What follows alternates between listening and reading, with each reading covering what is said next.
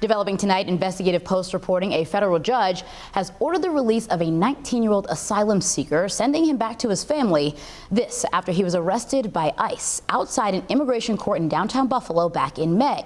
The report says Judge Lawrence Velardo's ruling, in his ruling, he wrote that Oliver Mata Velasquez followed all the rules and the government pulled the rug out from under him and many like him. Lawyers for Mata Velasquez hope this will influence the countless other cases that are just like this, both locally and on a national level. So Jim Heaney, editor and executive director of the Investigative Post, is here with us now. While he didn't write this piece, he does have the knowledge about it. And we wanted to bring him in to talk a little bit more about this. We know that J. Dale Shoemaker did a lot of the work here, and you guys also partnered with The Intercept.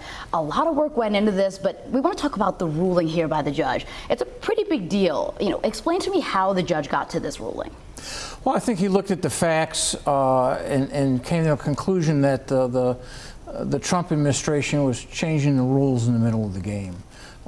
They've done a couple of things. They rescinded an order that was issued during the Biden administration that prohibited arrests at courthouses in situations like this, and they also gave immigration judges wider berth to dismiss asylum cases that made people appearing before them more vulnerable or to be seized by ICE agents afterwards. And Judge Velardo basically said you can't change the rules in the middle of the game, and he ordered the migrant to be released, which is pretty unusual. Right.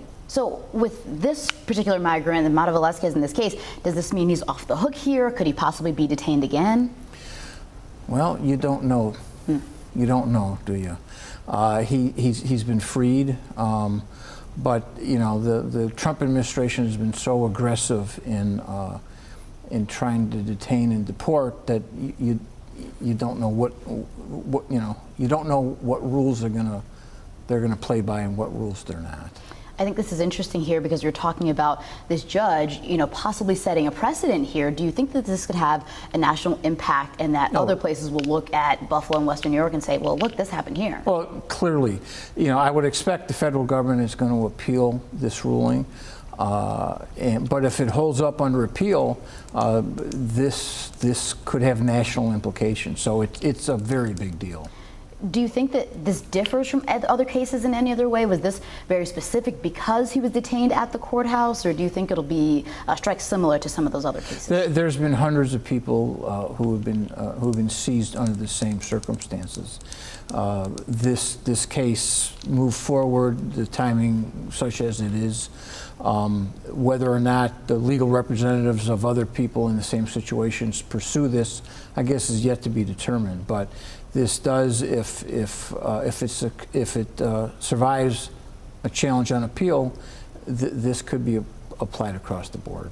I think it's interesting to see, the language and the verbiage that was used by the judge in this ruling. I think maybe we'll have a lot of eyes on Buffalo and Western New York and how this case moves forward as well.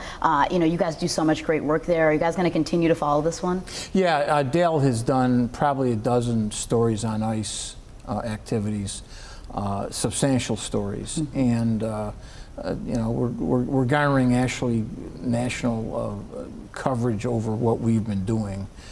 So yeah, no, we're staying on this. This is Buffalo. I think because we're on the Canadian border, I think we're kind of ground zero for a lot of activity, and we've got the detention center in Batavia, which is a large detention center. So there's a lot going on in our backyard, and we're going to stay on top of it. Well, thank you so much for coming here. Thanks for your work, Jim Heaney with the Investigative Post. Thank you so much.